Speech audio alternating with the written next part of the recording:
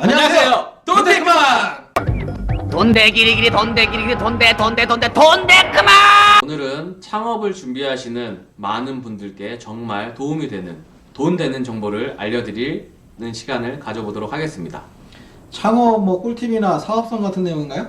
아닙니다. 솔직히 창업은 업종도 너무 방대하고 또 직접 사업하시는 대표님들보다 저희가 더 잘 알 수 없기 때문에 그런 정보를 드릴 수는 없을 것 같고요. 대신 우리가 창업하면서 달라붙어 있는 껌딱지처럼 달라붙어 있는 것을 저희가 떼드릴 겁니다. 껌딱지? 생각이 안 나는데 어떤 내용일까요? 궁금해지네요. 이병덕 세무사님도 사업체가 법인이라 법인세도 내시고 개인 근로소득에 따라서 소득세도 납부하고 계시죠? 네, 얼마 안 되는 돈이긴 하지만 체감상 어마무시하게 내고 있는 것 같습니다. 납부기한만 다가오면 숨이 턱턱 막히는 것 같아요. 맞습니다. 세무사인 저희들도 이렇게 세금이 무서운데 일반 대표님들께서는 얼마나 그 세금 납부 기간이 공포스러우실까요? 대표님들 같은 경우에는 창업을 하시면 맨 처음에 우리가 창업을 하면서 세금을 신경 쓰시는 분은 그렇게 많이 없을 거예요. 일단 사업을 키우고 매출을 증대시키려는 데 집중을 하실 거고, 그리고 매출이 늘면 당연히 세금이 따라서 올라간다고 보셔야겠죠. 그래서 매출이 늘어서 소득이 커지고 소득이 커지면 세금이 올라간다 라는 그런 순서로 가실 건데, 대부분의 대표님들은 매출이 커지면까지 생각을 하시는 것 같아요. 그리고 매출이 커지면 소득이 커지고 세금이 늘어난다까지는 생각을 못 하시는 것 같은데, 매출에만 집중하시다가 이제 딱 5월달이나 3월달에 종합소득세나 법인세 신고 기한에 납부서를 받아보니까 어마어마한 세금을 내셔야 되는 그런 낭패를 겪는 경우가 흔한데, 오늘의 주인공 바로 이 낭패를 주는 세금, 요놈을 떼어드리려고 합니다.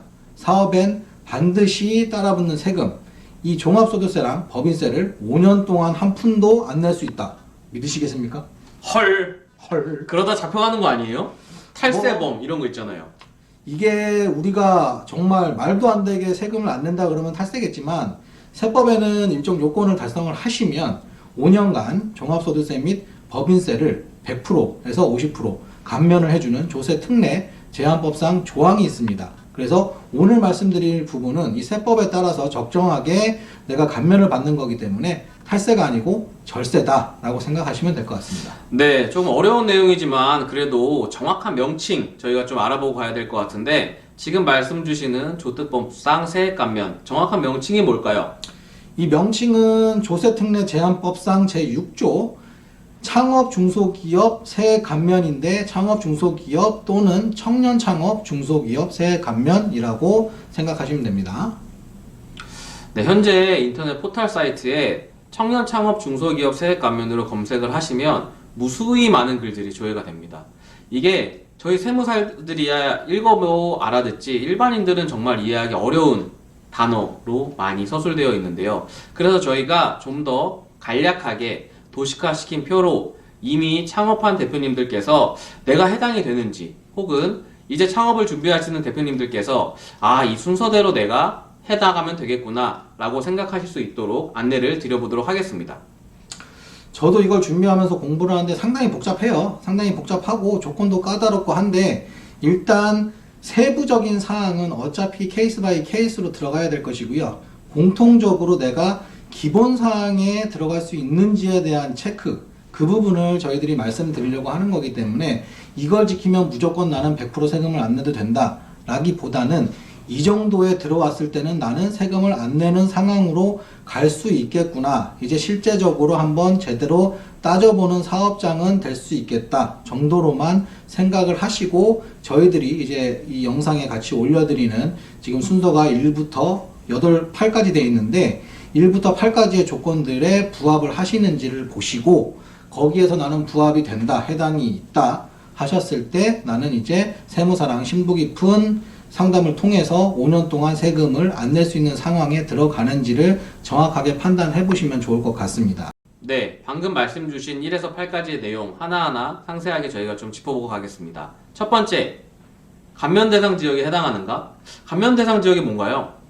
일단 아까 제가 잠깐 말씀드렸지만 세법에서 정한 일정한 요건에 맞는 분들에 한해서 50%에서 100%, 제가 지금 설명드리는 거는 청년 창업 중소기업 세액 감면을 위주로 설명드리기 때문에 그냥 100% 세액 감면이 되는 대상자들을 토대로 기본적인 이 내용을 말씀드린다고 생각해 주시고요. 일단 감면 대상 지역이라는 거는 세법에서 정한 여러 가지 요건 중에 가장 첫 번째로 보셔야 되는 요건이라고 생각하시면 되고, 일단 100% 감면을 받으시려면 수도권 가밀 억제 권역 외에 개업 창업 하셔야 됩니다. 그래서 수도권 가밀 억제 권역이라는 게 무엇이냐? 수도권 가밀 억제 권역은 말 그대로 그냥 수도권이에요. 수도권. 수도권 중에 서울은 전 지역, 그리고 경기도에는 대부분의 지역 중에 몇 가지가 빠지는데 그거는 저희가 별도로 올려드린 표로 내가 해당되는 지역인지 아닌지 확인하시면 될 것 같고, 중요하게 보셔야 되는 지역 같은 경우에는 인천의 자유경제구역이라고 하는 송도나 뭐 청라, 그 다음에 남동공단, 그리고 지금 뭐 시흥의 각종 공단들, 그런 것들 좀 보시면 될 것 같습니다. 네, 두 번째. 창업을 할 당시 나이가 굉장히 중요한 걸로 알고 있는데 몇 세부터 해당이 되는 건가요? 이게 지금 세법 개정을 통해서 2018년도 5월 29일 이후에 창업하는 그 창업자를 대상으로 만 15세에서 만 34세까지 창업하신 분들이 대상이 되는 거고요. 만약에 내가 군복무를 했다 그러면 군복무 일수만큼은 차감을 하고 만 나이를 계산하시면 됩니다. 그래서 창업일 기준으로 만 나이를 책정하는 거기 때문에 내가 만약에 뭐 2020년도 1월 1일날 개업을 했다 그럼 네이버에 가면 만 나이 계산기가 있어요. 그래서 만 나이 계산기로 내가 창업한 일자 그리고 내 생년월일을 치면 창업한 일자에 내가 만 몇 세였다라는 게 나오거든요. 그걸로 내가 만 15세에서 34세에 해당이 되는지를 확인해 보시면 될 것 같습니다. 네, 이제까지 지역과 나이 요건에 대해 알아봤습니다. 네, 이제 세 번째. 감면이 업종 대상마다 조금씩 다르다고 들었는데 감면이 가능한 대표적인 업종 뭐가 있을까요? 일단 업종은 저희가 또 별도로 표로 올려드리겠지만 상당히 17개, 18개 되는 업종이 큰 카테고리로 들어가 있고요. 그 중에 저희가 눈여겨보아야 될 것이 일단 기본적으로 제조업. 제조업은 이제 감면 대상이 되신다고 보시면 되고, 그리고 눈여겨보셔야 될 업종이 음식점업인데요. 음식점업은 세법에서 뭐 그렇게 큰 혜택을 주는 경우가 많이 없는데 특이하게 이 창업 감면, 창업 세액 감면에는 음식업종이 포함이 되어 있고요. 이 음식업종 중에서 두 가지, 유흥업종이랑 카페를 제외한 모든 음식업은 해당이 되는 걸로 나와 있습니다. 그리고 저희가 이제 통신 판매업, 우리가 오픈마켓에서 이제 뭐 인터넷으로 요새 판매하시는 분들이 되게 많죠. 그래서 통신 판매업 같은 경우에는 신규 창업인에도 불구하고 매출이 갑자기 급성장하시는 분들이 상당히 많은데 이런 분들도 해당이 된다. 그리고 우리가 미용실, 그리고 뭐 세차나 자동차 수리 쪽 그런 경우에도 외제차 전문으로 수리하시는 분들 상당히 뭐 매출이 크시죠. 그런 분들도 해당이 되신다. 그래서 요 정도 업종 눈여겨보시면 좋을 것 같습니다. 네, 이제 또 다음으로 이제 공동으로 저희가 사업을 영위하시는 분들도 계세요. 대표님들께서 네. 동업을 하신다라고 하죠. 그럴 때 조금 저희가 주의해야 되는 점이 있다고 알고 있습니다. 일단 개인 사업자 같은 경우에는 공동사업자 개념이 있죠. 그래서 공동사업자일 때는 각각의 지분율이라는 게 설정이 되는데 지분율이 50% 이상인지 일단 보셔야 되고요. 법인인 경우에는 그 대표자가 최대 출자자 또는 최대 주주인가를 살펴보셔야 됩니다. 네, 다음으로 업종 저희가 이제 보통 자영업을 하시는 분들이 그거 하나만 하시는 게 아니라 여러 가지를 또 하시는 분들이 같이 계시잖아요. 그럴 때 저희가 좀 주의 있게 봐야 되는 부분이 있을까요? 일단 이 창업 감면이라는 명칭이죠. 그래서 창업인데 이 앞에 한 글자가 삭제가 됐다 보시면 돼요. 생애 최초 창업. 그래서 생애 최초. 내가 이 업종을 기존에 창업한 이력이 없는가를 따지셔야 됩니다. 그래서 나는 다른 자리에서 음식점업을 했는데 아까 음식점업이 감면 대상 업종에 해당된다고 했죠. 그래서 다른 곳에서 음식점을 하다가 폐업을 했어요. 그리고 아예 다른 지역으로 똑같은 음식점업을 창업을 할 거예요. 그러면 이때는 해당이 안 되십니다. 뭐 내가 음식점업 치킨집을 하다가 다른 곳에 또 치킨집을 또 해요. 이때는 해당이 안 되는 거고, 세분류로 다르면 뭐 창업으로 인정을 해준다고는 하는데 이 세분류라는 게 뭐냐면 음식점업은 음식점업인데 나는 치킨인지 아니면 한식인지 아니면 일식인지 이게 세분류예요. 그래서 나는 한식을 하다가 폐업을 했다. 근데 다시 일식을 창업을 했다. 그러면 이거는 실질을 좀 따져봐야 되는 상황이라고 보시면 될 것 같고요. 그리고 이 개인 사업자에서 제조업을 하시다가 법인으로 똑같은 제조업을 개인을 폐업하고 법인 제조업을 신규로 설립을 하셨어요. 그럼 이때는 창업으로 보지 않습니다.